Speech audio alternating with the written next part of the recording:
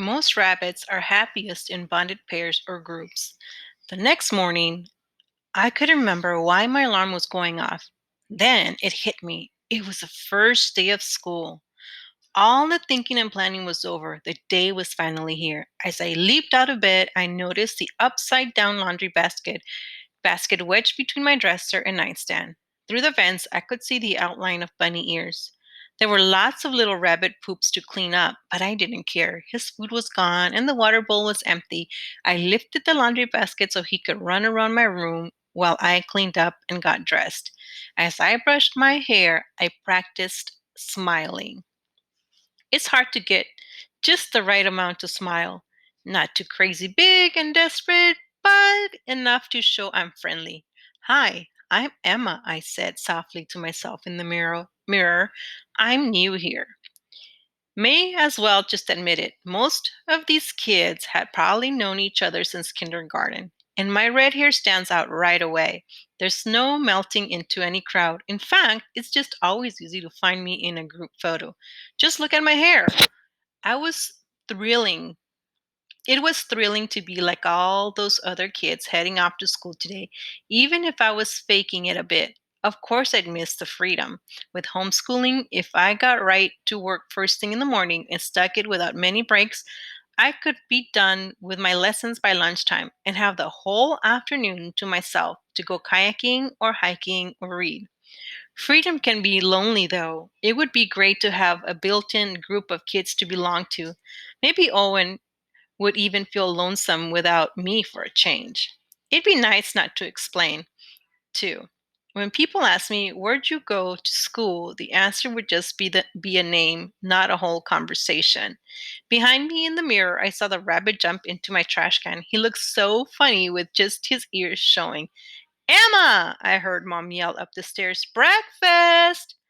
"Coming!" I grabbed my backpack and a rock from my collection on the windowsill. A long time ago, Mom took Owen and me on a homeschool field trip to the Audubon Society. The gift shop had pretty inspiration stones for sale, each one with the word engraved on it, like trust, create, and love. I wanted to buy one, but Owen said we could easily make our own. So every time I went somewhere special, I brought a rock home and wrote a phrase or a word on it with a permanent marker. Discover, imagine, courage, kindness, good luck, keep going, wish. You got this. You got this, I said out loud, putting the rock in my pocket. Then I scooped the rabbit out of the trash can. In my arms, he tucked his head under my chin, and a feeling hit me like a blast of fire. I'd do anything to protect him. "I wish you could come to school with me. I with me today," I whispered into his fur. In the kitchen, Dad and Owen looked up from their plates of scrambled eggs and toast. Usually Owen would be gone before me, but high school didn't start until tomorrow. I knew I would have I knew you'd have him, Owen said. Mom was about to tear the living room apart looking for the rabbit. Mom glanced at me from the corner of her eye. "Emma, didn't I tell you to leave him in the cage?" "I was so worried about him that I couldn't sleep," I said. "I've named him Monsieur Lapin. Lappy for short." "Please don't get attached to him, honey," Mom said. "He must be someone's pet." She was probably right, and if Maggie and Molly had gotten lost and someone found them, I'd want them back. It was too late to tell me not to get attached, though. He ate all his food he ate all his food as I opened the refrigerator. Lappy startled at the cold air. I touched a carrot green to his nose, and he took a nibble. "See, Dad, he's eating." "Okay," Dad said. "I'll wait for you to get home from school before we take him to the shelter." "He doesn't like the cage, though," I said. "We still have the exercise pen from when Maggie and Molly were puppies," Dad said. "Maybe he'd like that better. It's bigger and not so closed in. It's out on the barn. I'll bring it in and set it up for him before I go to work. Until then, he needs to go in the cage so you can eat breakfast, Emma," Mom said, "and wash your hands." I felt bad putting Lappy in the cage, but he didn't seem to mind it as much as he had last night. "So, who's ahead?" Owen asked as I sat down beside him at the table. "Scared or excited?" Excited has been training all summer for this day, I said. Scared, forget to eat breakfast. He smiled. Well, if scare starts catching up, just remember that the beginning is the hardest. The beginning is the hardest, I repeated in my head as I ate. Don't forget to put your name on all your work. You lose points if you do, Owen said. And when your teacher tells you an assignment, be sure to write it down. At home, you could just ask mom if you forgot something, but at school, you're expected to hear it once and remember it. Write it down. It was new to be so responsible for myself. But I loved my assignment notebook, all those blank pages ready to be filled up with important things. And don't feel bad if you don't understand something, Owen continued. Just ask. Most kids are nice and will help you if you need it. Pick your first friends carefully, though. Sometimes that's who you end up with for good, and other kids don't give too many chances before they write you off as strange. Now, at the last minute, he was full of advice about school. I knew Owen was trying to help, but he was telling me things I hadn't even known to worry about. As I came over to say goodbye, Lappy pushed his nose between the bars of the cage. I'll see you this afternoon, I promised, giving his fur a little rub. Outside on the porch, Mom took my photo. I grinned and struck a pose with my brand new backpack at my feet and my arms up in the air in a big V. Have a great day, Mom said, giving me a hug. I hoisted my backpack onto my shoulder. It felt tight though when I came it felt light though when I came home. It would probably be full of books like Owen's last year. I knew I'd get tired of having homework, but for today it felt grown up too. Hold out your hand, Owen reached into his pocket. I have something for you, but don't look at it now, okay? Read it when you need it. I curled my fingers around the little rock he placed on my palm. I slid it into my pocket jeans with, "You got this." Thanks, I said. See you this afternoon. Walking down the driveway, my toes were getting cold and I could smell a hint of wood smoke on the breeze. I huffed hard to see my breath. In our yard, our apple tree was loaded with apples. Some had already dropped in a pile around the trunk. A few sunflowers were still peeking above the deer fence in the garden. And across Moose Alley, the trees were turning. Some trees turned all at once, some from bright green to hazy yellow green, then bright yellow. Others turned in patches, one flashy red or orange branch at a time. The pines and spruces couldn't care less. They stay green all year round. Today, the skinny spruce trees with their pointy tops reminded me of sharpened pencils, like the brand new ones in my backpack. I heard the bus coming before I saw it. Excited, tossed a banana peel onto the road and scared, went down hard. As the bus stopped in front of me, I felt my muscles tense, bracing myself like I did before diving into the lake for the first time and hitting cold water. I waved to my family once before climbing the steps. "Hi, I'm Emma," I smiled at the driver. "I'm new here." He nodded and smiled back. "Good morning, Emma."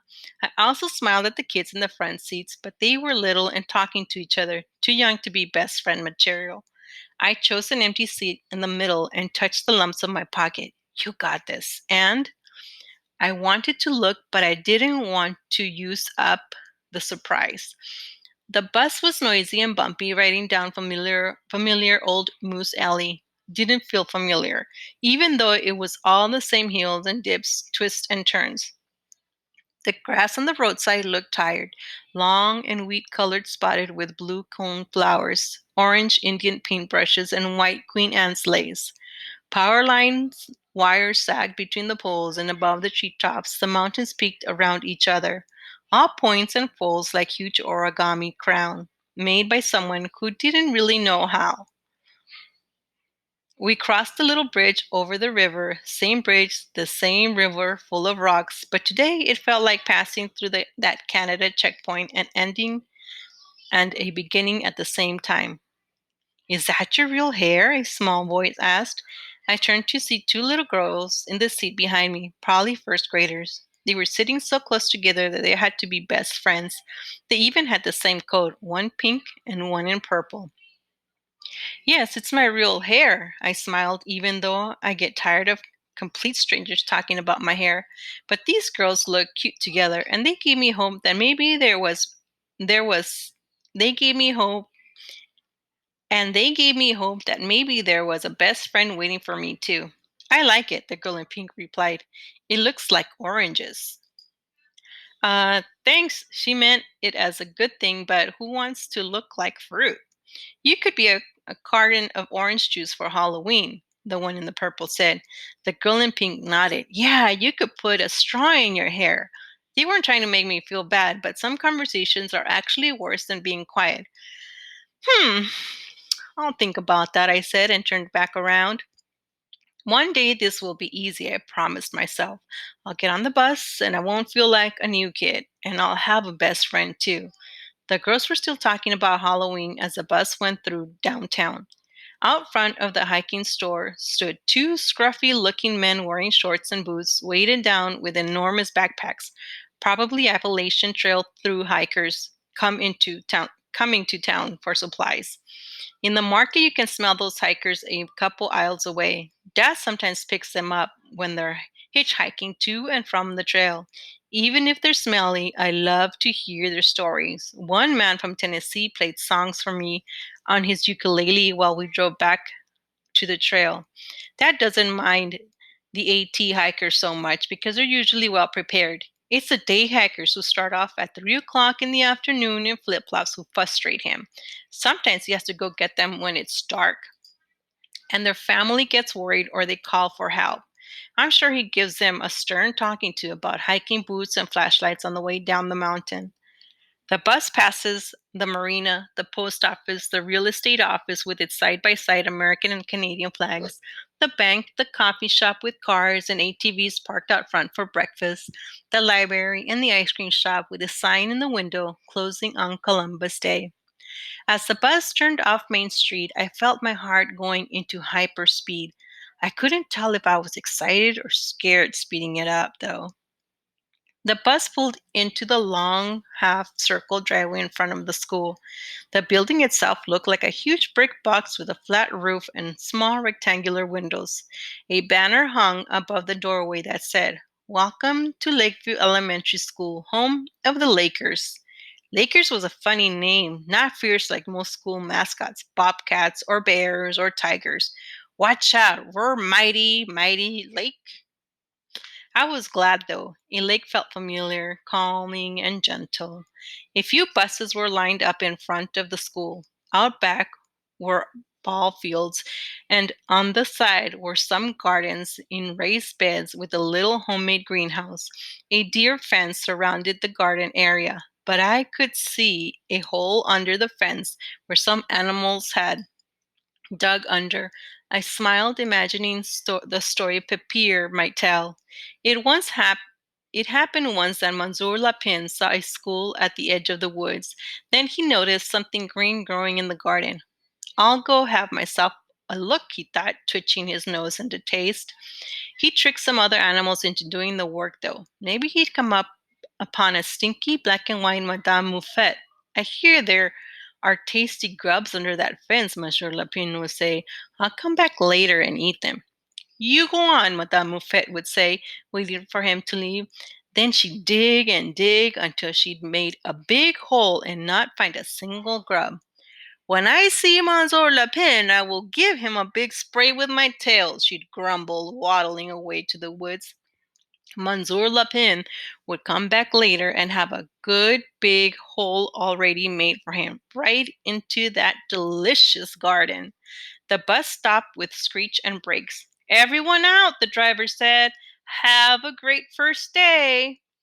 So it was. Just thinking about Papiers and his stories made me feel braver. I picked up my backpack and followed the other students up the bus aisle and down the walkway. There were kids everywhere, kindergartners to fifth graders, rushing and laughing and talking really loudly to each other. Before I stepped inside the school, I decided I had earned a peek at Owen's Rock. I stepped off to the side of the walkway to let the other kids pass by. He'd written B on one side. I imagined what could be on the other side. Be brave, be happy, be strong, be. I squeezed the rock tightly in my hand before turning it over. Yourself.